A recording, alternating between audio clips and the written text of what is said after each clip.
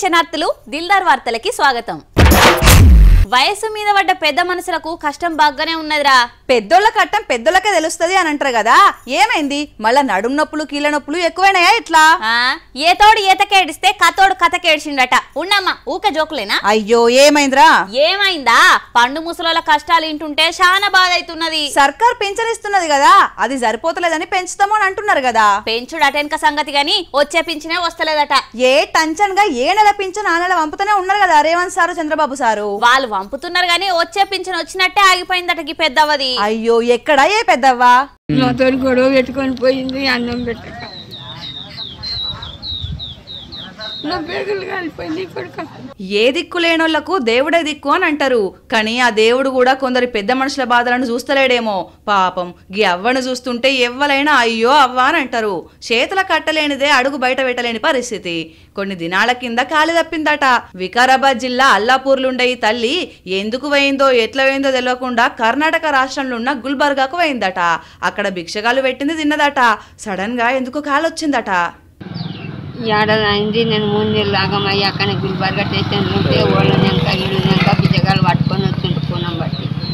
నాకు అందుకని వాడక ఓళ్ళు తీసుకొని వస్తే ఈడు చిన్నోడు వచ్చిండు, గట్లేని ఎరకాయ ఓడు ఎక్కడో బతుకుతాడంట. పోయి ఓడు వచ్చిండు 8-10 దినాల. ఎవలో దయగల ధర్మాత్ములు దారి చూపెడితే ఊరికొచ్చిందట. చేతుల చిల్లి గవ్వలేదు, ఇంట్లో బియ్యం లేవు, కన్నులు దగ్గరికి రాణిస్తలేరట. ఎవలన్నా అయ్యో పెద్ద మనిషి అని బుక్కెడు పెడితే తింటున్నదట. అటు సర్కారోళ్ళు 3 నెలల నుంచి పింఛన్ తీసుకోలేదని కడియేసిర్రట. మీకు పుణ్యం ఉంటది సార్లు అని ఆఫీసర్ల చుట్టూ తిరుగుతున్నది గీ అవ్వ. జరా అవ్వ కోసం పట్టించుకోరు సారు, గిసొంటి పేదోళ్లకు సాయం చేస్తే పుణ్యం దక్కుతుంది అని అంటున్నారు. ఆ రోజుల్లా ఎట్లుండరా దునియా? మీ రోజుల్లో ఏమో గాని మా రోజుల్లో మంచిగానే నడుస్తున్నది. కాదురా, బల్లల్లా చదువుకున్న రోజులు, రేగ్గాయలకు పోయి బల్లెగ్గొట్టిన రోజులు, తేనె తుట్టెల కదిలించి ఉరికిన సందర్భాలు యాదనేయారా? బల్లెకు పోయి గిన్ని వేసాడుదా మీరు? ఈ ఎల్లరేపట్లా గయన్ని గంగలా కలిసినాయి. ఫోన్ల మూతి పెట్టుడే ఎక్కడైనా. గసొంటి రోజులు యాద్ చేసుకోవాలరా. మన మధుసూదనాచారి సార్ని చూడు.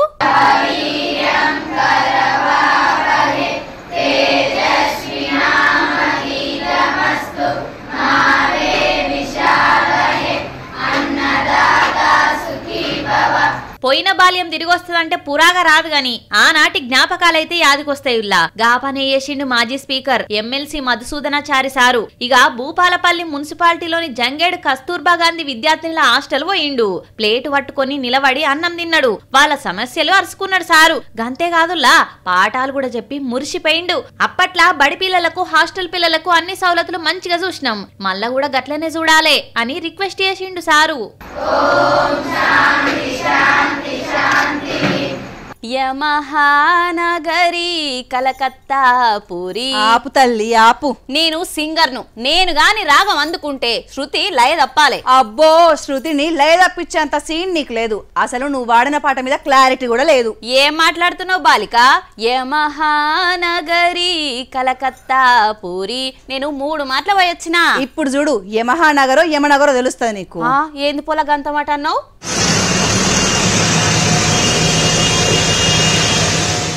ఓర్ని మన తాన్నే అనుకున్నా. దునియా మొత్తం గిట్లనే ఉంటదా? వానలొస్తే మంచిగానే ఉన్నది కథ. కలకత్తా రోడ్ల మీద ఇగో గిట్లున్నదుల్లా. రోడ్ల మీదనే మోటార్లు ఇంజన్లు వేసి నీళ్లు తోడుతున్నారు. అంత సరే గాని ఇంకా రోడ్ల మీద చూడు ఏమున్నాయో. యమహానగరి కలకత్తా పూరి అని అనుకున్నాం గాని ఇప్పటికి కూడా రిక్షా బండ్లు గట్టిగానే నడుస్తున్నాయి. ఇక చూడుండ్రి మనుషుల గుంజుకపోయే బండ్లు కూడా ఉన్నాయి. ఆ పాట వాడినప్పుడున్న పట్నం గట్లనే ఉన్నది కావచ్చు. 25 ఏళ్ల సంధి అభివృద్ధికి ఆమడ దూరంలోనే ఉన్నట్లున్నది. అప్పట్లా ఒక వెలుగు వెలిగిన కలకత్తా క్రేజు పత్తా లేకుండా పోయింది. ఏందో నుల్లా అన్ని రోజులు మనయ్య గావు అనే సామెత పట్నాలకు కూడా వర్తిస్తది కావచ్చు.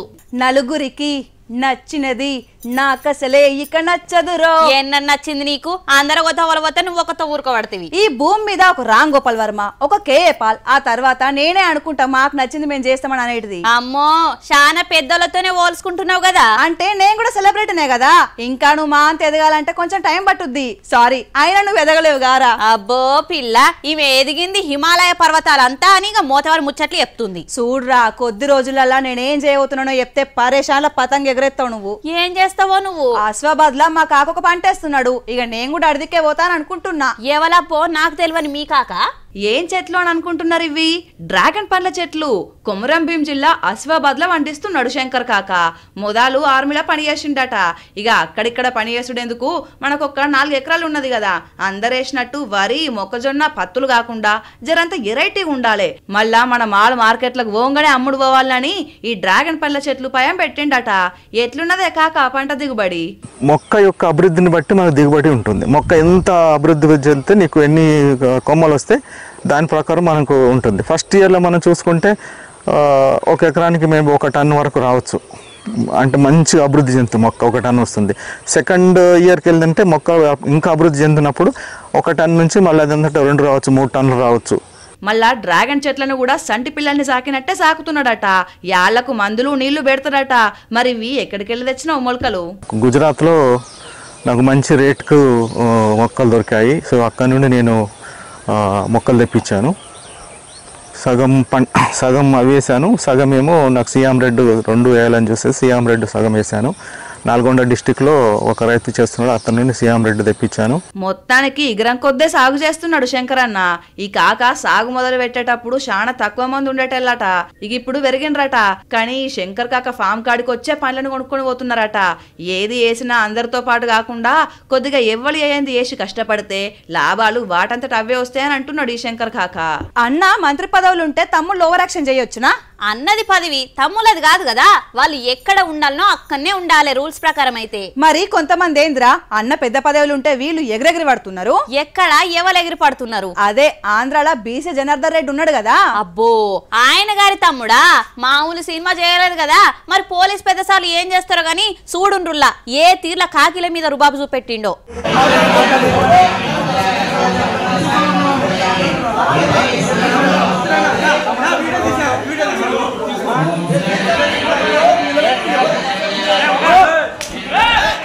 పోలీసులంటే ఎవ్వరికైనా ఏసొంటోళ్ళకైనా పులుసు గారుతుందని అంటారు. కానీ కర్నూలు జిల్లా నంద్యాల కాడ పోలీసులకే సుక్కలు చూపిస్తున్నారు కూటమి లీడర్లు. ఇక్కడ కానిస్టేబుల్ తోని ఐసీకి తైసీ అంటున్నది ఎవరనుకుంటున్నారు? మంత్రి బీసీ జనార్దన్ రెడ్డి ఉన్నాడు కదా, ఆయన తమ్ముడట.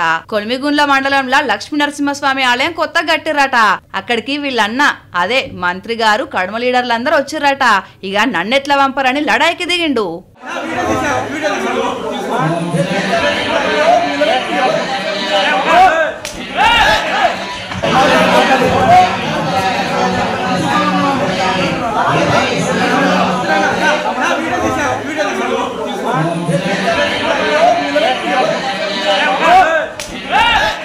అన్న మంత్రి పదవులు ఉన్నాడన్న బిర్రు కావచ్చు, ఏకంగా డ్యూటీలున్న కానిస్టేబుల్ మీదనే చేసుకున్నాడు. ఇన్నొద్దులు గాలిపంక లీడర్లనే గాయగాయ చేస్తున్నారని అనుకున్నారు గాని ఇప్పుడు ఏకంగా పోలీసుల మీదనే చేసుకుంటున్నారంటే జుడుర్రి ఆంధ్రాల పాలన ఎట్లున్నదో అని అంటున్నారు వైసీపీ లీడర్లు.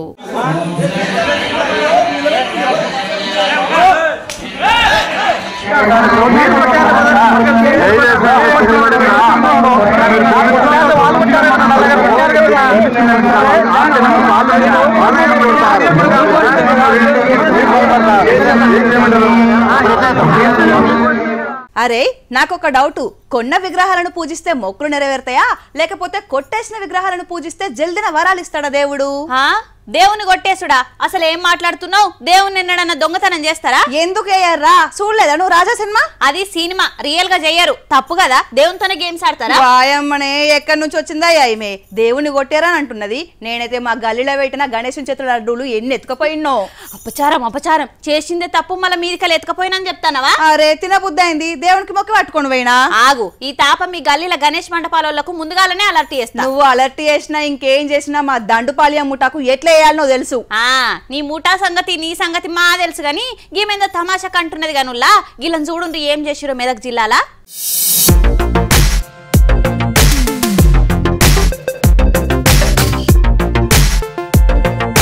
గుడిని గుళ్ళున్న లింగాన్ని మింగిరని అంటారు కదా, అగో అట్లనే తయారయ్యారు మెదక్ జిల్లాల. గణపతి నవరాత్రి ఉత్సవాలు దగ్గరకు వస్తున్నాయి కదా, ఎవరైనా భక్తితోటి విఘ్నేశ్వరుని కొనుక్కొని పోతారు. కానీ ఇక్కడ ఏకంగా కొట్టేసిర్రు. అగ చూడుండ్రి ముందస్తు తెచ్చి పెట్టుకున్న ట్రాలీలు వేసుకుని పోయిర్రు.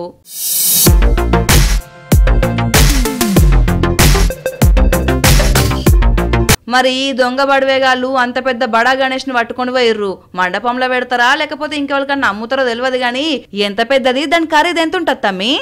అమౌంట్ వచ్చేసి ఆల్మోస్ట్ 25,000 అది మా అల్లుడు చెప్పాడు నాకు 25,000 అని చెప్పాడు. 25,000 అంటే పెద్దదే విగ్రహం. అయినా గిదేం బుద్ధిరా మీకు? సినిమాలనంటే ఏదో తమాషాకు చూపెడతారు. ఇట్లా కొట్టేసిన విగ్రహానికి పూజలు చేస్తే దేవుడు ఎట్లా కనకరిస్తారని అనుకుంటున్నారు మీరు? కండ్లెర్ర చేస్తాడు. ఓ పోలీసోళ్ళు జరా రాత్రిపూట ఈ గణేష్లను కూడా జర ఓ కంట కనిపెట్టుకుంటా ఉంటుండ్రి మీ పెట్రోలింగ్ కోసం వచ్చినప్పుడు అని అంటున్నారు ఈ వార్త చూసిన గణపతి భక్తులు.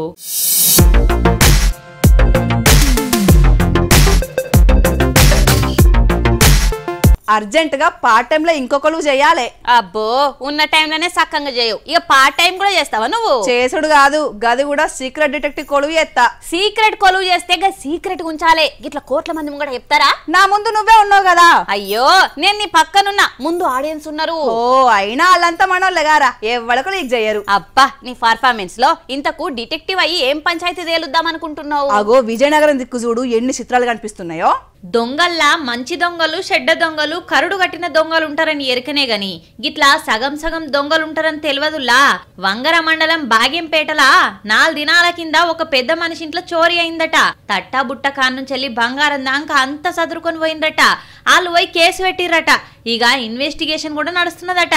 ఇంతల్నే దొంగోడు ఫోన్ కొట్టి మీ ఇంటెనక స్కూటీల సొమ్మున్నది పోయి పండగ చేసుకో అన్నాడట. గంతే అందరి ముంగట వాళ్ళు చెప్పిన చోట చూస్తే మొత్తం ఉన్నాయట, కానీ కొన్ని మిస్ అయినాయట.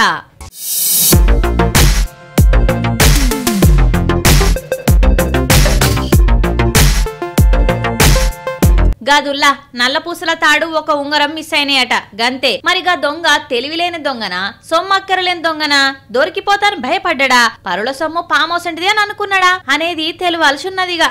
ఇవల్లా ఎలాంటి దిల్దార్ వార్తలు మళ్ళొచ్చే దిల్దార్ వార్తల మళ్ళా కలుద్దాం. అంతవరకు చూస్తూనే ఉండండి వనితా టీవీ. నమస్తే.